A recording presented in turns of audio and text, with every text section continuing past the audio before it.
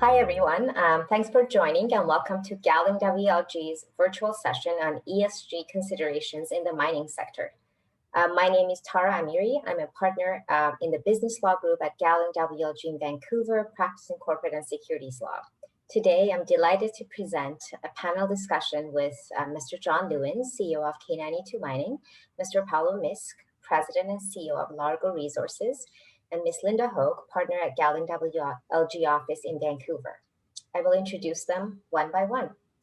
Mr. John Lewin's K92 Mining is engaged in the production of gold, copper, and silver from the Cora deposit at the K92 gold mine in the Eastern Highlands province of PNG, as well as exploration and development of mineral deposits in the immediate vicinity of the mine.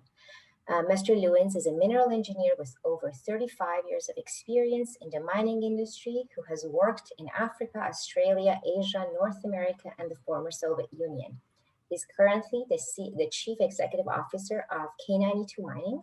Prior to his role as the CEO, Mr. Lewins served as Chief Operating Officer from May 2016 to August 2017.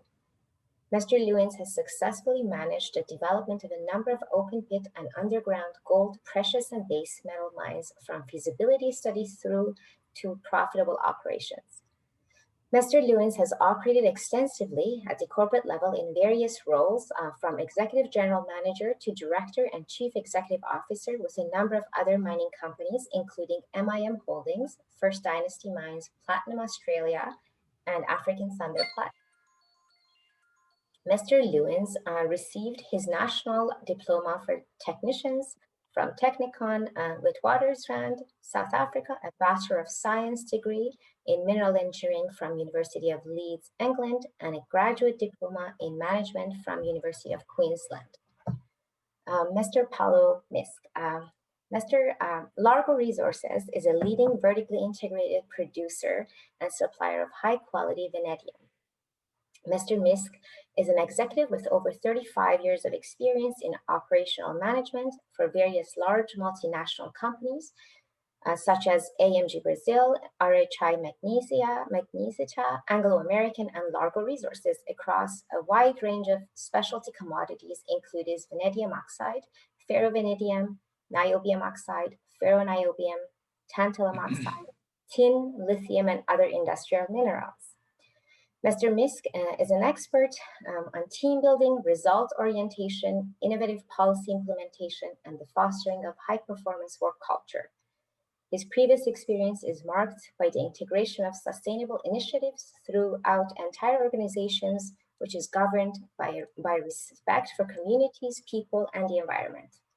Mr. Misk joined Largo in 2014, where he led the commissioning of the Maracas mentioned mine and has since been instrumental in a multitude of outstanding achievements for the company. Mr. Misk was promoted to President and Chief Operating Officer in 2018 and became the Chief Executive Officer in 2019. Last but not least, Ms. Linda Hogue. Linda is one of my partners at Gowling WLG. She practices corporate and securities law. Alongside her practice, she has taught at the University of British Columbia, Simon Fraser University. She has served as the TSX Venture Exchange Advisory Committee and also has chaired the securities subsection of the BC branch of the Canadian Bar Association. Linda has represented both domestic and foreign companies with interests in mining, oil and gas, alternate energy, local industries, and European business investments. Thank you everyone for joining us. The topic today is ESG in the mining sector. ESG is an umbrella term for a broad range of environmental, social, and governance factors against which investors can assess the behavior of the entities they are considering for investment. The environmental aspect of ESG is a measure of a company's impact on the natural environment. It takes into account factors including its carbon footprint, its impact on biodiversity, and its production of waste and pollution. The social aspect measures how a company treats people such as employees, customers, and the communities in which it operates. And the governance aspect measures how a company operates in terms of audits, board diversity, internal controls, and shareholder rights. The mining sector is increasingly exposed to ESG risk, including concerns around emissions, water use, deforestation, and community relations. At the same time, ESG reporting obligations and institutional and other investor interest is what resource companies are doing in this space are rapidly multiplying across the globe. Alongside these developments, actual and perceived non-compliance with ESG regulations and best practices have caused activist shareholder protests and class action litigation against the parent companies of global mining groups. So with that background, our first question to our panelists is about this increase in focus in the mining of ESG in the mining industry in the past few years. So what do you think has caused this increased focus on ESG in the mining sector? And if we may perhaps start with John.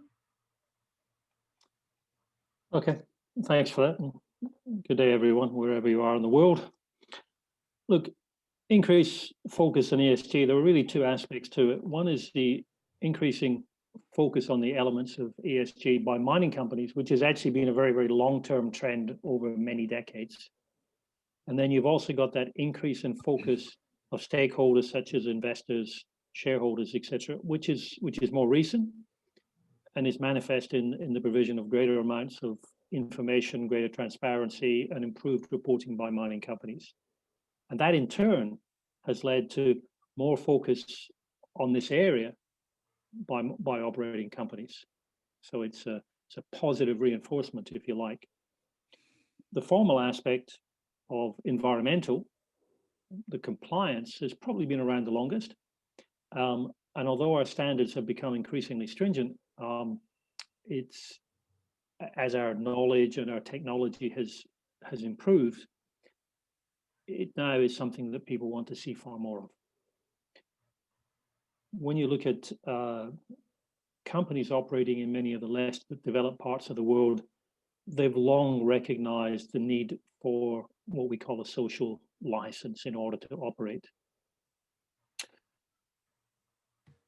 We've got an increasing social conscience, if you like, in Western countries that are the primary providers of capital required by mining companies in many of the developing countries. And that then leads to, again, further focus on that area. An increasing recognition that by institutional investors that ESG is a driver of long-term shareholder value. Broadening of the acceptance of who comprises stakeholders to include not only the owners or the shareholders, but also employees, communities, governments, customers, suppliers, other public groups. Increasing awareness of environmental issues within the broader community, especially major issues such as global warming. And the impact of the internet, not only on our Western societies, but also on the people in the developing countries and the communities in which we work, where they have increased access to information and increased ability to inform that wider community. There are many others as well, but there are some of the major drivers. Well, thank you very much. And as a follow-up to that question, so how do you, what role would you say ESG plays within your business at K92, and has it shaped, or how has it shaped your operations? We operate in probably the most diverse country in the world, over 8 million people, over 800 languages. And so ESG is a fundamental part of our business. If you look in years gone by, ESG was seen as the responsibility of the top levels of management.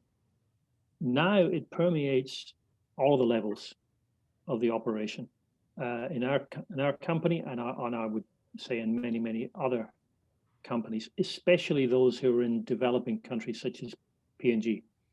And it starts from as a company, when you even consider where you're going, which part of the world are you going to operate in? And that's part of your part of your governance, and looking at the jurisdictions in which you're going to operate. But then when you come to look at exploration, there's the application for a license. Major part of that now is actually engagement with communities wherever you go in the world before the government even gives you the exploration license. You've got the exploration license, you now need your approved work programs. We now work on minimizing disturbance at every step of exploration. And so that's at the first stage. Now you get into an operation such as we have, and our focus has to be on the ESG aspect, and especially one would say that the E, the environmental impact and the social impact. When we look at our community affairs department, it's one of the largest departments on the mine. Our focus in the community and social employment, which includes training, safety, development of your people. For instance, we have over 65% of our people are from local communities, over 95% from PNG. Creating business opportunities so that it's sustainable. It's not just about what happens when the mine is there, but what happens later. Infrastructure, roads, clinics, water supply, schools, etc. Education, providing education opportunities, not just for employees, but for the children of your communities, and being involved in the wider education within the country. And then engagement with external parties, where your governance becomes extremely important, especially in developing countries where the business standards may not be what we expect from our home countries, if you like. And so there is an education component of dealing with external parties such as suppliers, local level government, et cetera, et cetera. So there's some of the impacts in terms of our operation.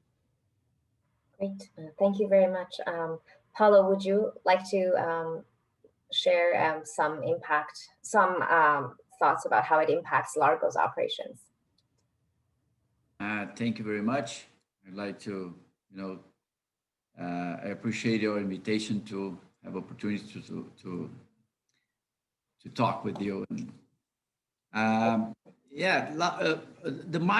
whole mining sector, it's ESG play a very important role. When we see, I think mainly the last 30 years, all minings I have been is very focused to improve their environmental performance, social impact, and they are very focused to improve a lot in that regard. Many people is working in that area in a passionate way, to really have an impact and change the image of the mining sector. I believe that the mining image doesn't reflect the reality of our purpose. In fact, mining exists to provide, to make the others' lives better, to improve the world, the way we impact the world. Just give an example.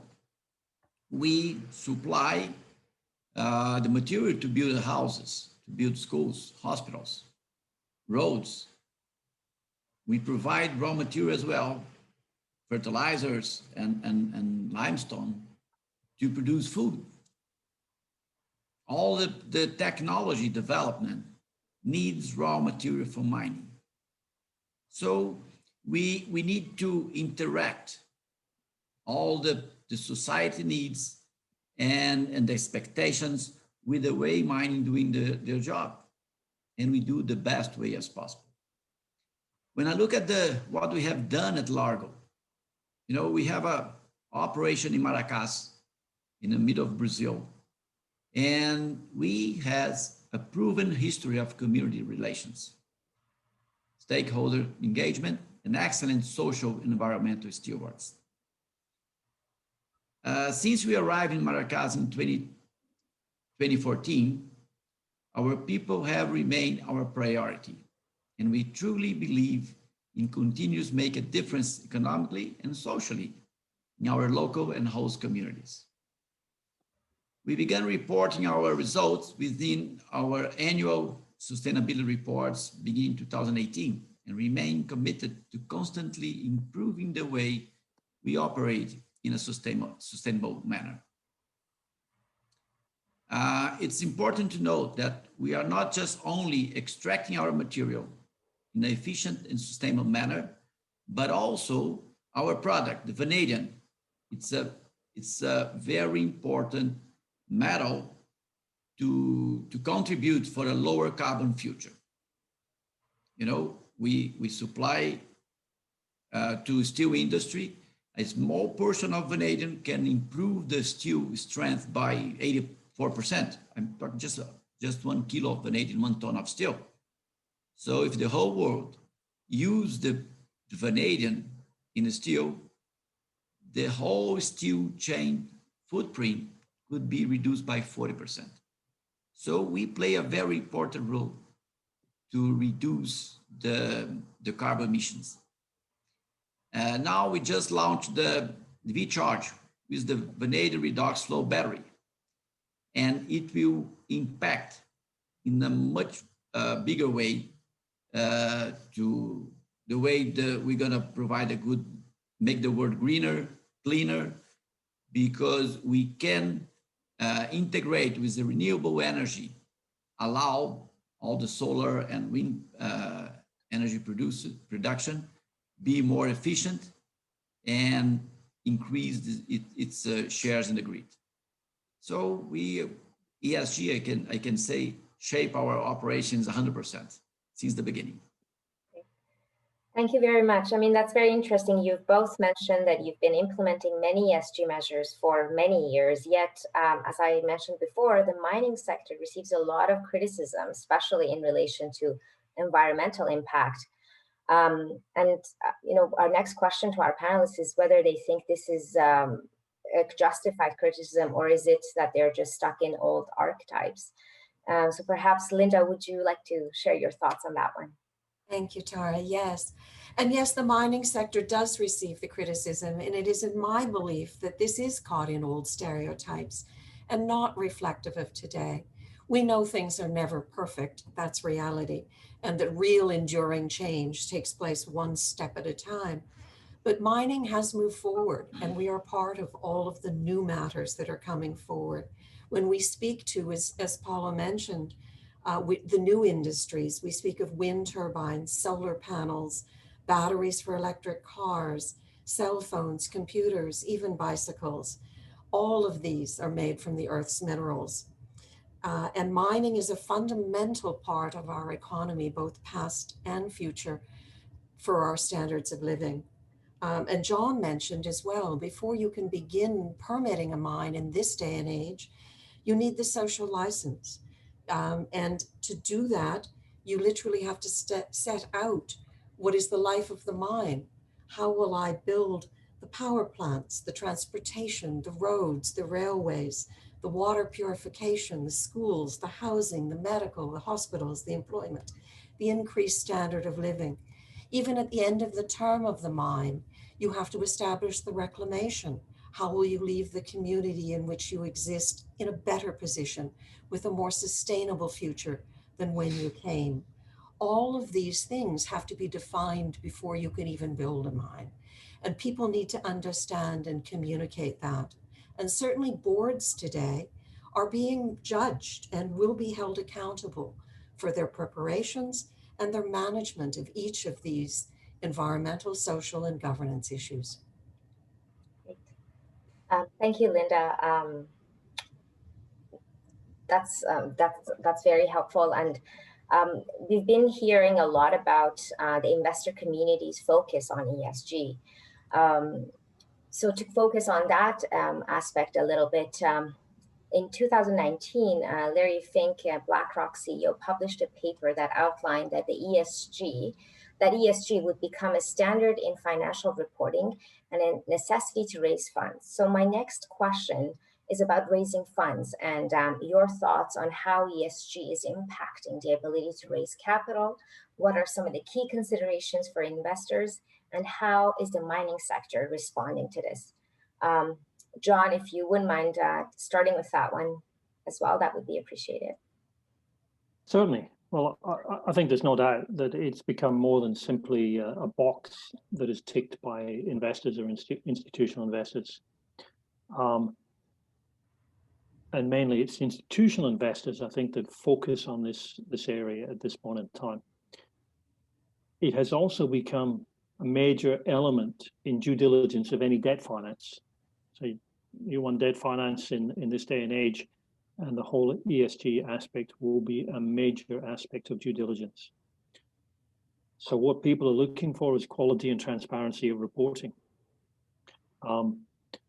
You've also got other issues. Global warming is now a major consideration, net carbon zero and what have you. Tailings increasingly has become a major aspect, and obviously we've had some issues over the last couple of years which have increased that as an area of focus.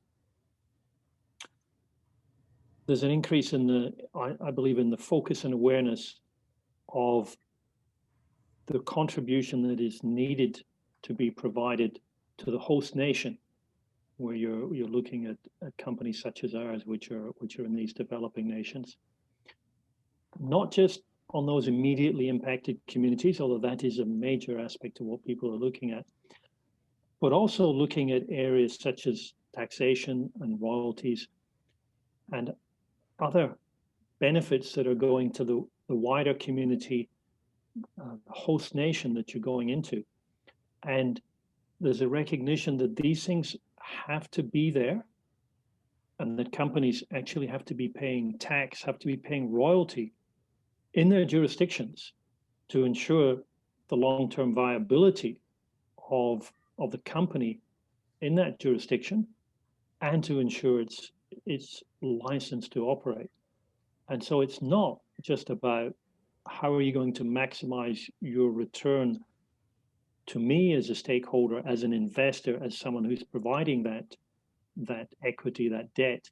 It's also about how are you going to ensure that all stakeholders are getting something from this, and a recognition that the two are linked. Thank you. Paula, would you like to share your thoughts on that as well? Yes, please. ESG integration is moving from expected to mandatory very quickly, with a much more expanded scope. In the beginning, voluntary reporting using the GRI disclosures was the standard. Expectations were around compliance with legislation only. However, investors want to see ESG integrated within the entire business.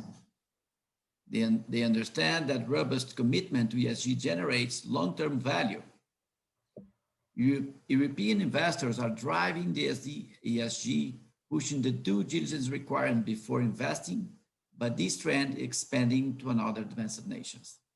Almost of 2/3 of the European investors have an explicit ESG policy mandate in their own organizations. So what we can see regarding the considerations of investors, they are focused on the transparency, identifying and communicating ESG risks and strategies, the good and the bad. Best practice beyond legislation is expected. Big focus on climate crisis, reduction of greenhouse gases, and use of renewable energy. Larry Fink just wrote in his 2021 letter to CEOs, we are asking companies to disclose a plan for how their business model will be compatible with the net zero economy. And he continues, we are asking you to disclose how this plan is incorporated into our long-term strategy and reviewed by your board of directors. So it's a very strong message to all the mining sector. It's not just the operation we need to take care and the requirements for the ESG at this moment. Also the supply chain is another big issue. All the human rights, forced labor, conflict minerals, all those things has been taken in consideration. And I think the mining sector is responding in a very good way. I believe that we have been instrumental of driving SG adoption worldwide. Community support and program development is imperative prior to constructing any mining facility in most jurisdictions, as well as through the environmental permits. Mining is responding by setting different criteria for decisions on capital and operation projects. So I believe that all the sector is moving to a much better way compared to what we have before, and not just because the capital is requiring that, all the investors requiring that, but also because the conscience of the miners is much better today. So I'm very, happy that we are going that direction, contributing to have a better world, and at least, but we live in the world the same as anyone else. So we are happy that we are going to the right direction. Thank you very much, Paulo. Linda, did you have anything to add? I would add just one thing, actually. John and Paulo described it well, but as John so correctly said, it's not just checking a box in these issues today. They want you to know that you not only have a plan, but how is that plan governed and managed? So they want to see that you have got people overseeing it. Who is actually managing the risks? Who's looking at the social issues and reporting back? So they want to see that overriding governance issue to each of the plans as well.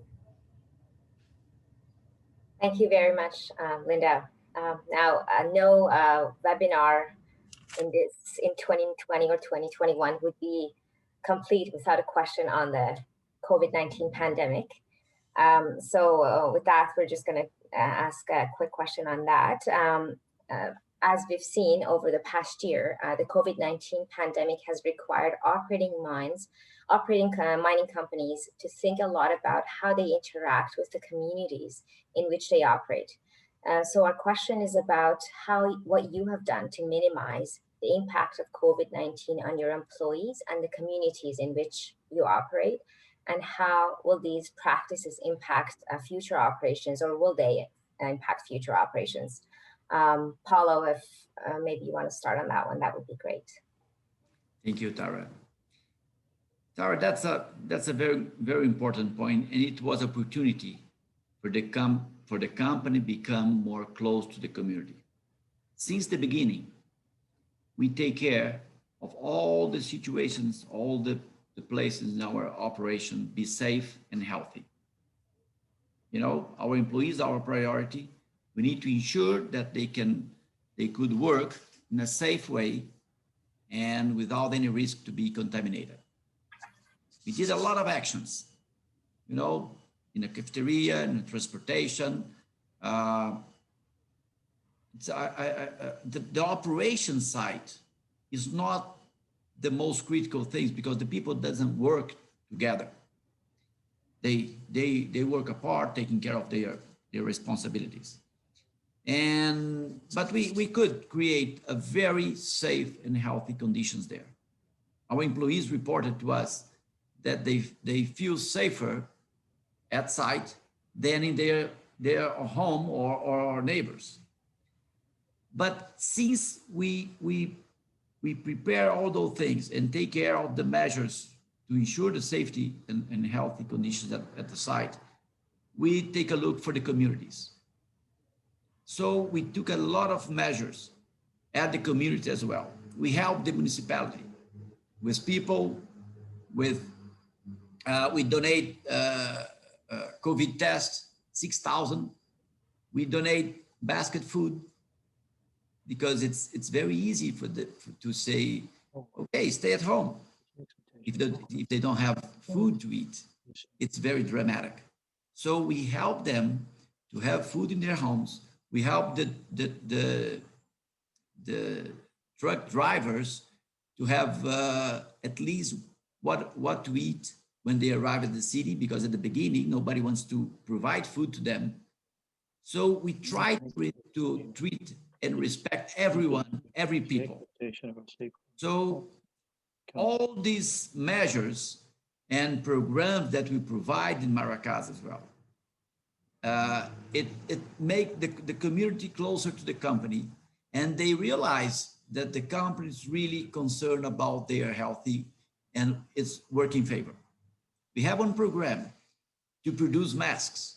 We provide all the materials, we pay the mask produced, and we have produced more than 70,000 masks. It's incredible.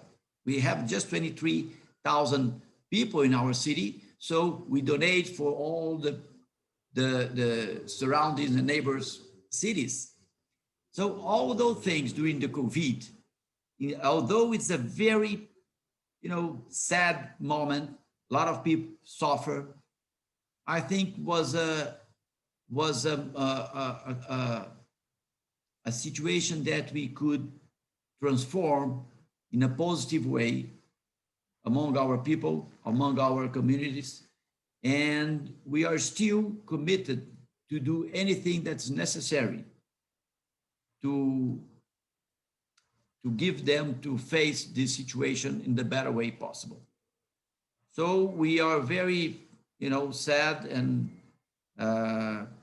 with all the people who suffer, but we are optimistic that we're going to have, we can solve those things as soon as possible. The vaccine is already going on, at least in our region and our country. And I hope that we can have a normal life again, and we can have everyone can meet each other. The families can be together again. And I hope we can pass through these with less injury as possible.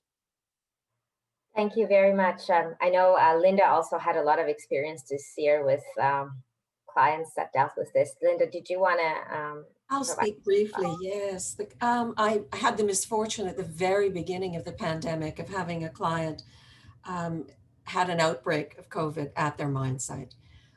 So it was an experience. It was at the very early stages. We did not have a plan. That will never happen again.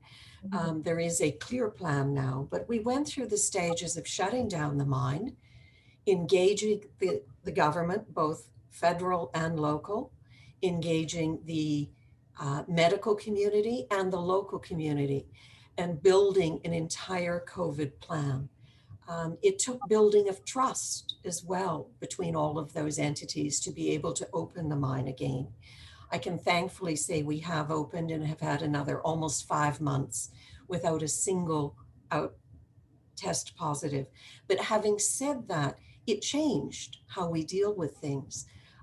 You have to change how the mine campsite is structured. You have to deal with quarantine issues. You have to deal with staffing issues. It will have long-term impacts in costs.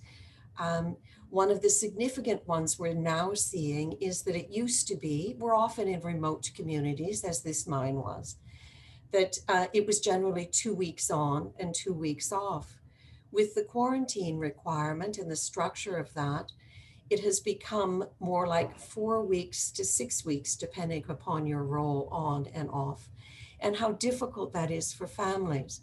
So we're finding that that's something we have to work with the employees, and sometimes employee retention is a little harder. So there will be ongoing and long-term changes in how we manage a camp, structure a camp, and manage employees through it, and the budgeting and care of ensuring that there is a plan in place at the beginning. Thank you very much, Linda. Those are very interesting points. While this is an opportunity, as Paula mentioned, it is a very difficult process for the companies. And I've heard a lot about how the investment community says that, going forward, people or the investment community will judge companies based on how they handled the pandemic. And so it is certainly an opportunity. Thank you. So our last question to the panelists, thank you, is it is a little difficult, but I'm going to ask that if you could pick one point or thought about the impact and relevance of ESG in the mining sector moving forward, and point that one thought for us, that would be great. Perhaps, John, you want to, do you have one? Or one more? thought's tough. Look, I think we have to recognize the impact of ESG is only going to increase as we move forward into the future. And the expectations of all of our stakeholders on our performance as companies that make up that sector is going to increase. We need to understand that that impact will include costs, but ESG is an essential element of a sustainable business. It's become a key element of that business, and it'll continue to permeate every element of our business, from exploration through development, operations, and ultimately closure. The industry is going to be required to provide greater reporting and greater transparency. I'd say a concern will actually be about availability of skills in these areas. And we're going to have to look at increasing our focus on people that have the skills in these areas. And so we're going to have to look to our educational institutions and other means of bringing people through that have skills in this area. Thank you. Linda, did you want to take it? Yes, actually, in thinking of it, I would say that to prosper over time, mining companies must not only deliver financial performance, but they must show how they make a positive contribution to society. Mining companies understand they will face significant financial, legal, and reputational risk if they haven't managed the environmental, social, and governance issues. I come at this from a legal perspective. And if one looks at, we use the phrasing in law all the time, that law is not static. If you study the laws of any country, you realize in looking at them that they are nothing more than the written record of a long-running conversation of a nation debating its conscience. Some of mining's issues are part of being a part of that past conversation that we're still overcoming. I think what mining has to do going forward, it has to communicate better its essential place in the economy, both past and future. And in that commitment, show its environmental, social, and governance commitment in meeting its place in that economy. Thank you, Linda. Paula, do you have any final thoughts? Yes, Tara, thank you. I think this, all the mining operation and the ESG is a matter of purpose. It's a matter of keep aligned the values and principles of the company with your employees' values and principles as well. When you have these, you can see that all organizations work with much more energy, and each one do much more because they believe what they are doing. By the end of the day, by the end of the year, they stop and think, I spent all my time here, but worth. And all this energy and commitment, engagement, generate value and produce a lot of good results. So it's not a matter of investing, having high cost. It's not the issue. The issue is to get alignment, and the company is not more than people. And if the people are happy with what they are doing, if they bring everything with their heart, I'm sure all the company will have the great results, not just for financial. It's the thing that nobody remembers 10 years time later, but all the relations, all the contributions, everyone people that you help to raise, to grow, all the community you have contribute to have a better life, those things matter.